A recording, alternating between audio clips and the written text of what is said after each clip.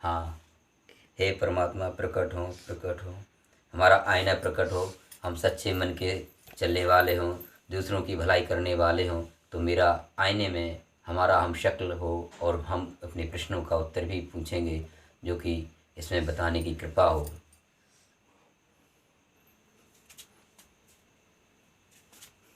अच्छा, ये तुम्हारी शंका है, तो मैं इस शंका का अभी मैं शंका समाधान किए दे रहा हूँ। तो तुम्हारा प्रश्न है, ईश्वर निराकार है। क्या? अच्छा, तुम्हारा ये प्रश्न है, तुम्हारा प्रश्न है ईश्वर दयालु भी है या न्यायकारी भी है, या दोनों है? ठीक, मैं बताता हूँ। देखिए, ईश्वर न्यायकारी भी है और दयालु भी है। ईश्वर के पास दोनों गुण हैं। कुछ समझने में शंका है कि जो न्याय करेगा वो दया नहीं कर सकता है, जो दया करेगा वो न्याय नहीं कर सकता है। ऐसा नहीं है, ईश्वर में दोनों गुण हैं। ईश्वर न्याय भी करता है और दया भी करता है। देखिए, हम आपको बताते हैं न्याय कैसे कर, परमात्मा न्याय कैसे करता है और दया किस प्रकार से करता है, मैं आपको समझाते हैं। देखिए, अब एक मनुष्य है, आप कहानी के माध्यम से समझा रहे हैं, समझना। एक मनुष्य है, वो खेतों में जाता है और परिवट करके अपना खेत तैयार करने के पश्चात वह खेतों में गेहूं की बोनी करता है। तो ज़रा ध्यान देना, बोनी करता है खेतों में, और बोनी के पश्चात तो उसने गेहूं की बोनी की। अब गेहूं के बदले उसे गेहूं ही मिलेगा, ये तो हुआ न्याय। परमात्मा प्रत्येक का न्याय करता है, परम न्यायकारी है। आपने गेहूं की बोनी की तो गेहूं ही पैदा होगा। अच्छा, ये रहा परमात्मा का न्याय। आप परमात्मा का दया किस प्रकार से है, सुनो। आपने एक गेहूं का एक दाना आपने बीज के रूप में बोया खेत में, तो जो गेहूं का एक दाना था वह एक दाने के बदले में परमात्मा उनमें से कई एक पौधे निकलते हैं, अंकुर, कई एक अंकुर निकलते हैं।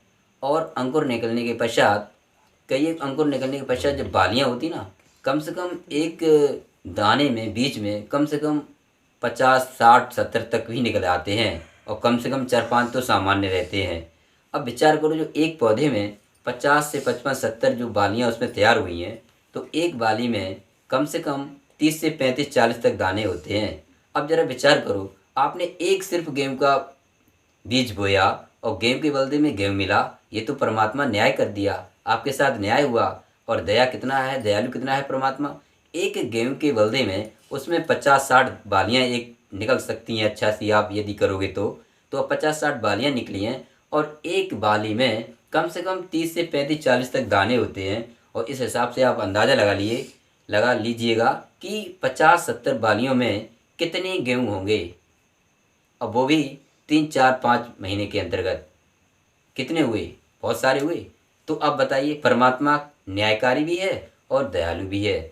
गेहूं के बदले में आपको गेहूं मिला, ये तो न्याय हुआ, और एक गेहूं के बदले में सैकड़ों हजारों दाने आपको दे दिया, ये तो परमात्मा की दयालु है।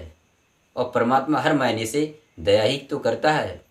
बताइए, सूरज, पृथ्वी, जल, अग्नि, ये बहुत सारी चीज़ें दी हुई, हवा, ये क्या इसके बदले में हम कुछ दे तो रहे नहीं, हम ही तो प्रयोग करते हैं। तो ये तो परमात्मा की दया है। और दया सबसे बड़ा ये गुण है कि हमें मानव शरीर मिला है। न विचार करो, जितने भी संसार में मनुष्य के अलावा दिखाई दे रही तो वो भी शरीर धारण किए हुए है। बताइए, वो तो केवल भोग रही हैं। हम इसमें अच्छा भी कर सकते हैं, और अच्छा पाने के पश्चात मुझको भी प्राप्त कर सकते हैं। तो इस प्रकार से समझ लो, परमात्मा न्यायकारी भी है और दयालु भी है। बस इतना ही तो आपका प्रश्न था। और कोई हो प्रश्न तो आप बताइए, उसे भी हम शंका समाधान किए दे रहा हूँ। अच्छा, जी, ये जरूर बोलो। चलो ठीक, कट तो आएगी। तो आपका प्रश्न है कि परमात्मा एक देशी है या सर्वदेशी है। सुनो, आत्मा एक देशी है, परमात्मा सर्वदेशी है। एक देशी का मतलब होता है कि आत्मा जहाँ पर है तो उसे केवल वहीं का ज्ञान होगा, और सर्वदेशी का मतलब है परमात्मा सर्वदेशी है, अर्थात हर जगह है, कण कण में रहने वाला है, इसलिए उसे हर जगह की जानकारी होती है। जबकि चेतन आत्मा हमारे जैसे शरीर में है, तो शरीर में कहाँ क्या प्रक्रिया होगी, कहाँ सुख दुख दर्द या हमें पीड़ा या कैसे क्या हो रहा है, इस शरीर के माध्यम से जितने भी हैं उस शरीर में पूरा आत्मा पिरोया हुआ है। तो इस शरीर की जानकारी आत्मा को है, चेतन स्वरूप है। और परमात्मा तो संसार में क्या पूरे ब्रह्मांड में कोई जगह खाली नहीं, वो कण में व्यापक है, इसलिए उसे हर जगह की जानकारी है। जैसे हमारे शरीर में कहीं कुछ मच्छर काट ले या कहीं कुछ हो जाए तो पूरे शरीर की जानकारी रहती है, और हाथ वहीं लगेगा, बिना देखे वहीं लगेगा, जहाँ मच्छर खाएगा वहीं तुरंत लगेगा, देखने की आवश्यकता नहीं पड़ती है। ठीक उसी प्रकार से परमात्मा जब पूरे ब्रह्मांड में, यानी कोई जगह खाली नहीं, हर जगह उसकी सत्ता है, हर जगह निवास करता है, तो जहाँ भी क्रिया चाहे तो क्रिया कर भी सकता है, क्रिया परिवर्तन कुछ भी कर सकता है। तो इसलिए परमात्मा को शरीर धारण की आवश्यकता नहीं पड़ती, वह सर्वदेशी है। मनुष्य अल्पज्ञ इसलिए एक देशी है। चली रही है ना, बस इतना ही तो प्रश्न था।